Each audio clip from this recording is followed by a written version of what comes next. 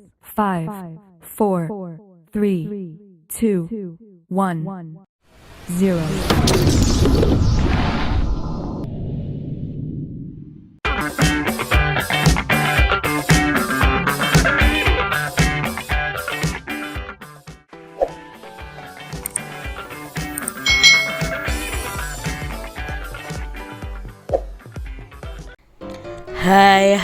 Hai, selamat datang di channel YouTube Kak Citra.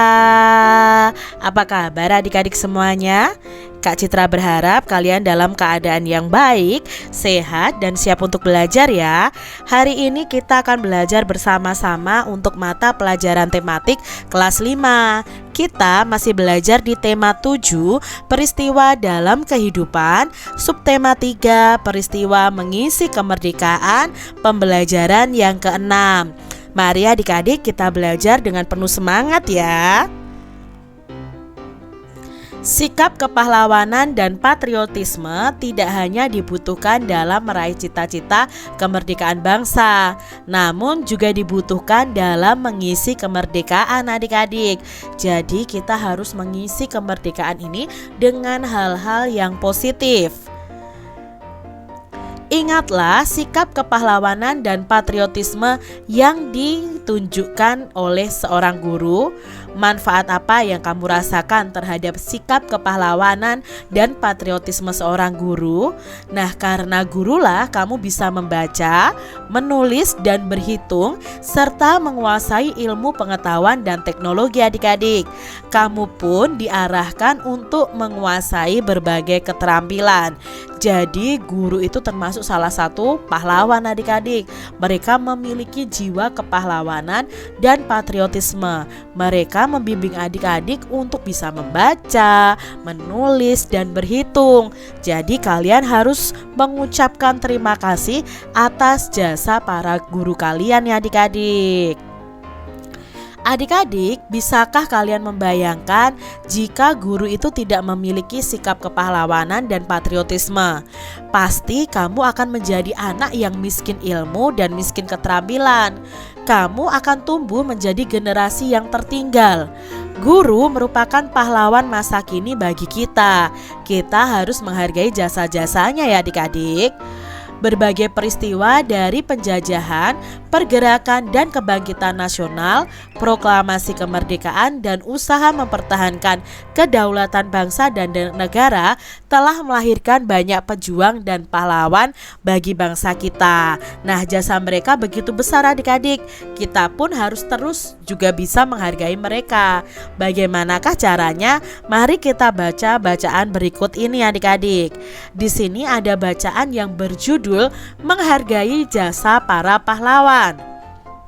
Bangsa yang besar adalah bangsa yang bisa menghargai jasa para pahlawan adik-adik. Nah, kata-kata ini biasanya itu tertulis di makam-makam pahlawan adik-adik. Jadi bangsa yang besar adalah bangsa yang bisa menghargai jasa para pahlawan.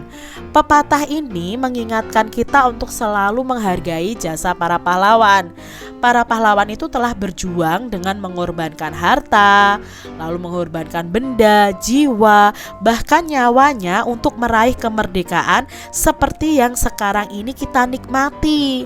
Berkat pengorbanan dan pengabdian dari para pahlawan ya adik-adik, bangsa kita itu bisa terlepas dari penjajahan dan menjadi negara yang merdeka, bebas, dan berdaulat. Jadi kita perlu menghargai jasa para pahlawan ya adik-adik ya. Nah, kini kamu sebagai putra-putri penerus bangsa mempunyai tugas meneruskan cita-cita para pahlawan. Kamu berkewajiban melanjutkan perjuangan pahlawan sebagai pahlawan pembangunan, mewujudkan bangsa Indonesia yang sejahtera, aman, damai, tertib, tentram, dan bahagia. Dengan demikian, kamu telah turut menghargai jasa para pahlawan yang sudah berjuang untuk kita semua adik-adik. Untuk menjadi pahlawan pembangunan, kamu dapat menerapkan nilai-nilai kepahlawanan yang telah ditunjukkan oleh para pahlawan kita yang dulu. Berikut nilai-nilai kepahlawanan yang dapat kamu terapkan dalam kehidupan sehari-harimu. Nah, di sini yang pertama adalah mau rela berkorban. Adik-adik bisa sikap rela berkorban ini adik-adik kalian lakukan dalam kehidupan kalian sehari-hari. Sikap rela berkorban adalah sikap yang lebih mementingkan kepentingan bersama di atas kepentingan pribadi kita. Nah, sikap rela berkorban ini dapat dibiasakan di lingkungan rumah, keluarga, dan masyarakat. Kita itu harus peduli ya kepada orang lain, mau membantu orang lain. Itu adalah contoh dari sikap-sikap kepahlawanan yang bisa kita lakukan, yaitu dengan rela berkorban. Yang kedua adalah dengan berjiwa besar.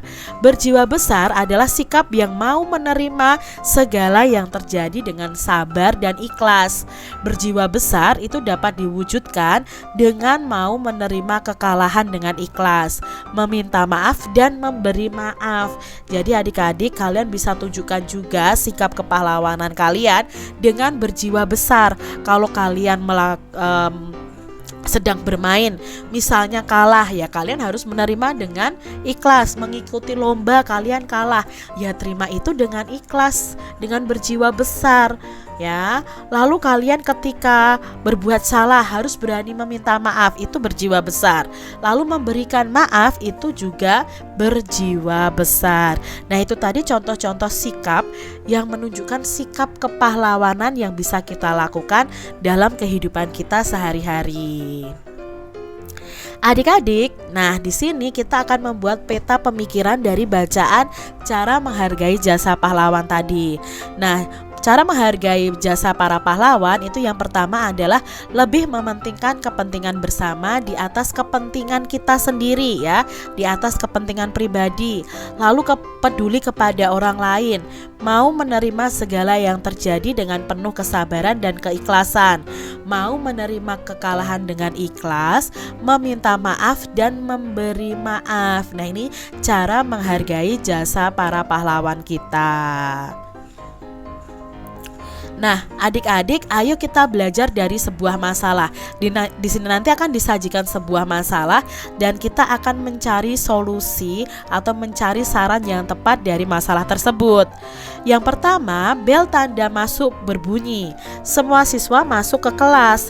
Ketika akan masuk ke kelas, tidak sengaja Bambang itu menginjak kakinya Heru. Bambang minta maaf kepada Heru, tetapi Heru justru memarahi Bambang.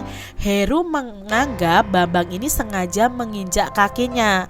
Persoalan sepele tersebut menjadi besar. Nah, menurut adik-adik, jika kalian menjadi Heru, tindakan apakah yang akan kamu lakukan kepada Bambang, adik-adik? Nah, kalau kalian jadi Heru tadi kan marah-marah ya. Nah, seharusnya apa? Ya, jika kita jadi Heru, sebaiknya kita memaafkan apa yang dilakukan oleh Bambang, karena hal itu juga tidak sengaja, bukannya malah marah-marah ya adik-adik ya. Lalu jika kamu menjadi Bambang nih adik-adik, tindakan apakah yang kamu lakukan kepada Heru? Ya, harus berani meminta maaf ya, dan menjelaskan bahwa yang telah kamu lakukan itu tidak sengaja ya. Kalau kalian berbuat salah harus berani meminta maaf. Sekarang permasalahan yang kedua. Di kelasmu itu sering diadakan ulangan harian. Pernahkah kamu mendapat nilai yang kamu harapkan dan nilai yang tidak kamu harapkan? Misalnya kamu mengharapkan nilai 100, kamu dapat 100. Lalu kamu mengharapkan nilai 100 malah dapat 50 misalnya. Nah, pasti pernah ya adik-adik ya seperti itu. Bagaimana sikapmu ketika mendapat nilai yang sesuai dengan harapanmu? Nah, sikap kalian seharusnya bagaimana? Ya, pastinya sangat senang ya adik-adik ya. Tapi di sini kalian tidak boleh sombong dan kalian harus mempertahankan nilai kalian, bahkan harus meningkatkannya. Tetapi di sini bagaimana sikapmu jika ketika mendapat nilai yang tidak sesuai dengan harapan kalian atau nilainya jelek adik-adik? Nah, kalian harus bagaimana? Ya, masih bersyukur. Lalu kalian harus belajar ya, harus belajar lebih giat agar mendapatkan nilai yang memuaskan di lain kesempatan nanti di ulangan harian berikutnya. Jadi jangan putus asa adik-adik, jangan menyerah ya. Berikutnya adik-adik, di kelasmu akan diadakan ulangan. kamu ingin mendapat nilai bagus. Karena itu kamu pun belajar dengan tekun. Bagaimana sikapmu saat menghadapi ulangan dan apa alasannya? Nah, sikap kalian harus bagaimana? Ya, tenang dan berkonsentrasi. Kalian tidak mengganggu orang lain, karena di sini kalau tenang dan konsentrasi, kita bisa mengerjakan dengan baik adik-adik.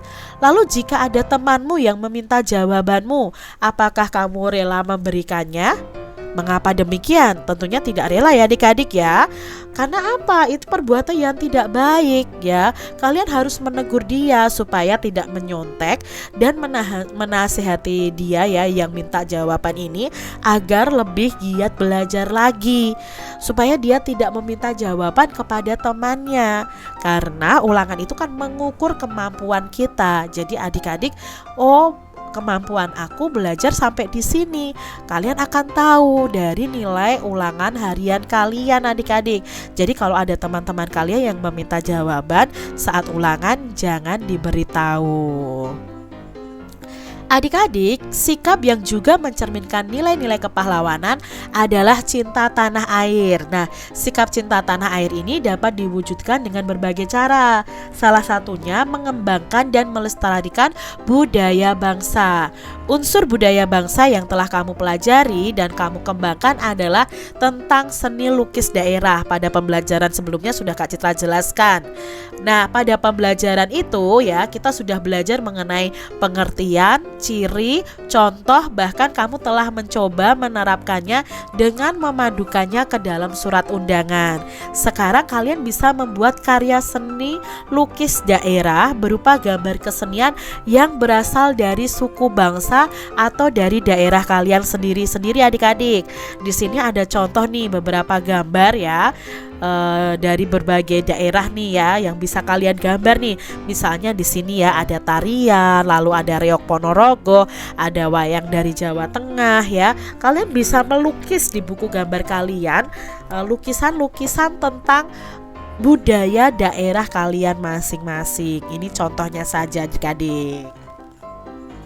Nah, lukisan-lukisan tersebut hanya sebagian dari karya yang menggambarkan keanekaragaman kesenian yang ada di Indonesia. Ayo, kalian juga bisa loh membuat lukisan kesenian lainnya. Buat sebagus mungkin ya adik-adik. Demikian tadi adik-adik pembahasan kita di tema 7 subtema 3 pembelajaran yang ke-6. Semoga video pembelajaran ini bermanfaat untuk adik-adik semuanya, dan sampai jumpa lagi di video pembelajaran Kak Citra selanjutnya. Tuhan memberkati. Jangan lupa tekan tombol subscribe, lalu tekan loncengnya, tekan juga tombol like, lalu share ke media sosial kalian. Jangan lupa untuk ikuti media sosial Kak Citra. Terima kasih.